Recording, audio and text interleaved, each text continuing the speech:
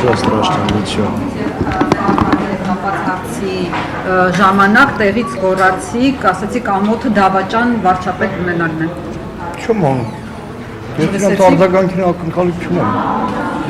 Իմ կարծիքը բարձրագույն ասացի, ոնց որ միշտ էլ ասել եմ։ Պարոն Մանուկյան, դա ԱԺ կանոնակարգ օրենքի խախտում է, ավելի ճիշտ բարեվարկության նորմերի խախտում է, թե չէ։ Բարեվարկության նորմերը գիտեք գողադա պրագունա, որ հիմա բոլորս ընդ ձեռքերս դնում ենք սեղանի նստում։ Չէ, ինձ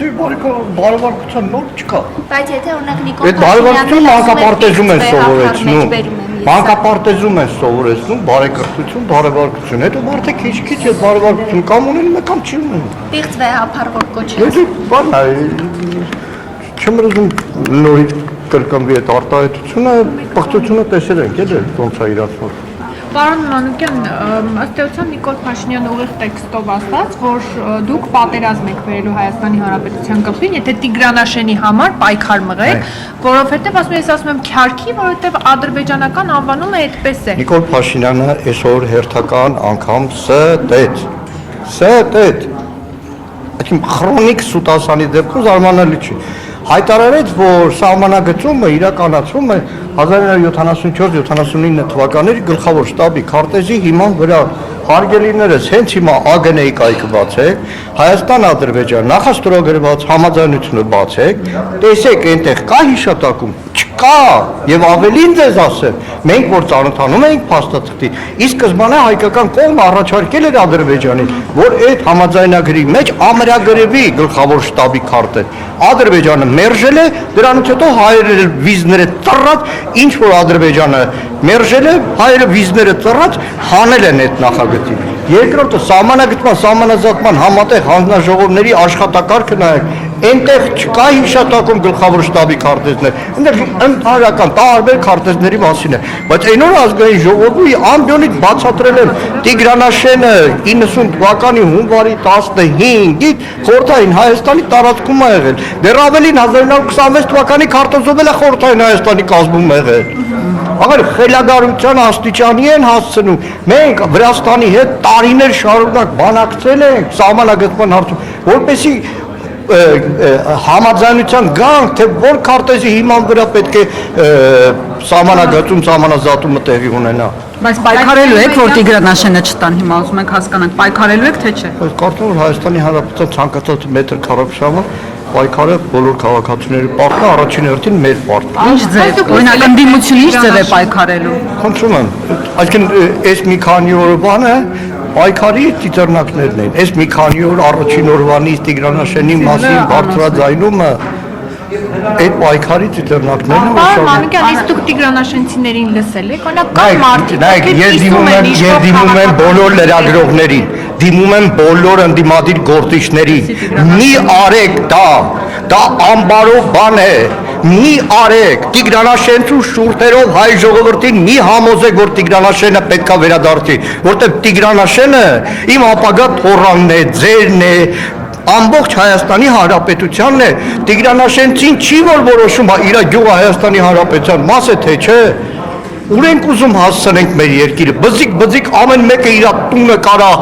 փոխհատուցող հիման վրա տա Ադրբեջանի, թե ոչ։ Չորրորդ հանրապետության մասին ինչ կասեք, հռչակեցին չորրորդ հանրապետությունը։ Ելույթների ժամանակ շատ ավելի հանգամանալից կանդրանանք, իրականում այս կառավարության ծրագիրը Հայաստանի Հանրապետության պետականության փլուզման ծրագիրն է եւ ամենակոնֆլիկտածինը հենց այս ծրագիրն է, որտեղ ծրագիրը փորձ չի անում եւի լուծում գտնել ռազմաքաղաքական, տնտեսական բոլոր առումով կտրուկ դրել է, որը վտանգները պարունակում մեր ժողովրդին, տնտեսական, քաղաքական, ռազմական, անվտանգության առումով։ Պարոն Մանուկյան, հենց անվտանգության մասին հարցը էլի բանակի հետ կապված, տեսեք, վերջին հաշվապատասխանից Նիկոլ Փաշինյանը ասաց, որ վճռական եւ արմատական քայլեր են անելու բանակում մահերի հետ կապված։ Նախ ձեր գնահատականն եմ ուզում լսել, այս մեկ ամսվա ընթացքում այդ մահերի հետ կապված, սպանությունների հետ կապված, ինչու է դա լինում եւ ինչ վճռական կամ արմատական քայլեր պիտի անի օրինակ։ Աղանդավորագույն մանիպուլյատոր կարող է լինել, երբ որ մարտական հերթապահության ժամանակ խաղաղ պայմաններում զոհերի աղբյուրը համարեց խաղաղությունը։ Այսինքն այլ բառ չկա։ Իմ երույթ հիմնականում նվիրելի է բանակին, վճռական քայլեր շատ վաղուց պետք է արվեր։ 8 տարի այդ քայլերը որ չեն արել, հիմա այդ ամբողջը գերլարված պայթուն է առաջացնում։ Մի բան ասեմ։ Ես սնոտեապաշ չեմ, բայց տեսեք, այս դեպքերը իրար հաջորդ շարունակվում մեծ ծավալ ստացան բանակից գնդերեցների ինստիտուտի վերացումից հետո եւ իրականում ասեմ ձեզ բանակում բազմաթիվ սպաների ոչ քաղաքական հուսալի համարվող, ոչ իրենց յուրային համարվող հերացումը հանգեցրեց կադրային լուրջ խնդրի։ Այսօր մեր զինված ուժերի կադրային համալրվածության գնդերեցներին այսօր ասից որ Ունես չի որ փակել ենք Չէ, իրականում չէ, որովհետև այն ինչ որ իրենք կոչում են գնդերեցներ, ընդհանրապես գնդերեցներ իր երևույթում հետ կապված որպես հաղթող մարեմ էլի կլինի կներեք։ Պատասխանեք Ռուզանի հարցին։ Արդյոք քրեական ենթամշակույթի հետ կապված այդ որ Փաշինյանը միշտ ասում է, դա է պատճառը, որ բանակում ամեն դեպքում սպանությունները, պարբերականությունը չի դադարում։ Իրականում տեսեք, շատ տարբեր հանգամանքներ կան, բայց այս իշխանությունը նախկինների ժամանակվա գործելավոճը որդեգրելով փորձում է ամեն ինչ որ տեղի է ունենում բանակում համարել հասարակության հայելը։ Դեռ Սերյան Օհանյանը 13 թվականին պաշտպանության նախարար արգելել է բանակը հասարակության հայելի ձևակերպում, որտեղ բանակը ինքը լրիվ ուրիշ օրգանիզմ է, ուրիշ կարգապահություն է, բայց երբ որ դու այսպես ասեմ ամբողջությամբ գործում ես PR-ի համար, տեսեք վերջին դեպքը որ եղավ, դրանից 2 օր առաջ Սուրեն Պապիկյանը եղել է այդ զորամասում։ Այսինքն որպես ինչ, այսինքն այդ նախարարներ չեն եղել զորամասերում, այս 30 տարի գլխավոր շտաբի պետու պաշտպանության նախարար անակնկալ այդ չի կատարել։ Այսինքն անօգուտ են Պապիկյանի այցերը, անօգուտ են ձեզ համար Պապիկյանը։ Ես կարծում եմ, այո, որտեղ խորքային բան կա, կառավարման հարց կա, զինվորների զբաղվածության հարց կա, հոգեբանության հարց կա, գաղափարականության հարց կա։ Նայեք, պրիմիտիվ օրինակ ասեմ, նոր ռազմական ոստիկանության պետ են նշանակել, որը ավելի շատ Բաղրամյա փողոցում պայթուցիկներ օգտագործվողն է, ռազմական ոստիկանության պետը ինքը հոգեբան պետք է լինի, ինքը բանակի նիստ ու կացը, խորքը, պատմությունը իմացող պետք է լինի, իսկ որպես վերել եմ դեռ ավելին ասեմ, այսինքն ես բանակում այսօր ծառայող զինվոր եմ, կասեմ ի՞նչ կարգապահություն, դուք եք կարգապահ, պաշտպանության նախարարը գալիս է առանց գլխարկի ռազմական ոստիկանության պետ, դուք այտենց եք կարգապահ, ես ուրիշ ձև եմ անկարգապահ։ Երբ որ զինվորը տեսնում է հեռուստացով, որ խաբում են իրեն իր ծնողին, ասում են նոր հանդերձանք է բանակում, տենում են մի ստորաբաժանում ես կեցը, նոր հանդերձանք, կեսը հին հանդերձանք, ասում են լավ էլի սուտ եք խոսում։ Պարոն Մանուկյան, դուք անձնապես հետաքրքրվել եք, թե նախորդին ճամբարակի այդ դեպքով զինվորները ինչ էին ինձ հետո դուրս բերվել։ Որքան ես տեղյակ եմ, պատիժ են կիրառել, որը խայտարակություն է, օրենքի ոտնահարում է։ ՏՊՆ-ն հերքել էր, չէ՞, որ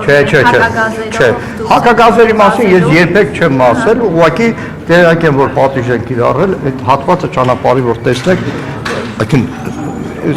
Նիկոլ Փաշինյանը բոլորի վրա մեղք գցել, չէ, այդ խեղճ ու կարակ գյուղացու զիլի վրա մեղք գցել, այնտեղ որևէ կերպ այդ զիլը չէր կարող, այլ հարց որ առանց համարանիշի բան, խոթարքի զիլը եղել։ Մարդը իր 3 անչափահաս երեխեքին այդպես է փայել։ Հիմա գյուղերում ապրող շատերը գիտեն առանց պետամանիշի, առանց տեխասմոտրի բանի, լիքը այդ ավտոները դաշտերն են գնում, բանջարեղենում միրգ են հավաքում։ Բայց այդտեղ գործ ունենք խայտարակ, իրար հաջորդ դեպքերի է։ Տեսեք, երկրորդ բանակային կորպուս, Իջևանի զորամաս, մի քանի դեպքեր են եղել, որևէ պաշտոնակցության մասին լսել եք, չէ։ Հիմա դուք պահանջում եք պահանջում Սուրեն Պապիկյանի հրաժարականը։ Ես պահանջում եմ Նիկոլ Փաշինյանի բանը հրաժարականը։ Նայեք, չի այսինքն Պապիկյանն էլ որ ելնի խնդիրը չի լուծվի։ Նայեք, ես ախր ինստիտուցիոնալ հիշողությունը լավ բան է։ 20 թվականի հունվարին մի քանի դեպք ա եղել։ Հիմնականում Հայաստանի Հանրապետության զինված ուժերում բայց քանի որ Facebook-յան ազդեցությունով է սրանք ու PR-ով է, իրանք մենակ աթոռն է դա։ Արցախի Հանրապետության պաշտպանության բանակի հրամանատար Կարեն Աբրամյանի, որը 1 տարի էր նշանակված էր, 1 տարին պաշտպանության բանակի հրամանատարը շատ քիչ ժամանակ է։ Պաշտոնազրկեցի, Պաշտոնազրկեցին, տեղակալներին պաշտոնազրկեցին 20 թվականի հունվար եւ նոր հրամանատարություն եկավ, որը մինչեւ 44 օրյա պատերազմ դեռ չէր հասցրել ամբողջ առաջնագծի դիրքերով գնալ։ Այսինքն իրենց ամբողջ ուշք ու միտքը PR-ն է։ Իսկ այդ հայերենի բանի հետ կապված պաշտպանության նախարարությանը առաջարկ Կամո Վարդանյանի ներկայացնում ազատել աշխատանքից Մելիքսեթ Պողոսյանին, Ռազմիկ Պետրոսյանին ինչպես եք գնահատում։ չի էլ հետաքրքրում, այսինքն ինչ են խորհուրդ տալիս, որ հիմա էլ ինչ անեն։ Բայց այստեղ կրկնում Կամո Վարդանյանի մասով էլ եք նույն տեսակետին պաշտպանության բանակի վերջին հաշվի առնելով, որ Կամո Վարդանյանը երկար տարիներ նաև ծառայել է եղբորուս հետ զրկման նրա մասին որը բառ ասել։ Պարոն Մանուկյան, իսկ ինչ կասեք Փաշինյանի ելույթի այն հատվածի մասին, երբ ասաց, որ թվարկելով այսպես խնդիրները, ասաց անհետ կորածներից, գերիների խնդրից անդին ավելի կարևոր է սոցիալ-հոգեբանական հարցը լուծել Ադրբեջանի հետ։ Ուղղակի եթերում ենք, բարեկրթությունս թույլ չի տալ։ Պարոն Մանուկյան, ներողություն մեկ հարց եւս էլի, բայց ճիշտ է զինվորներին պատժել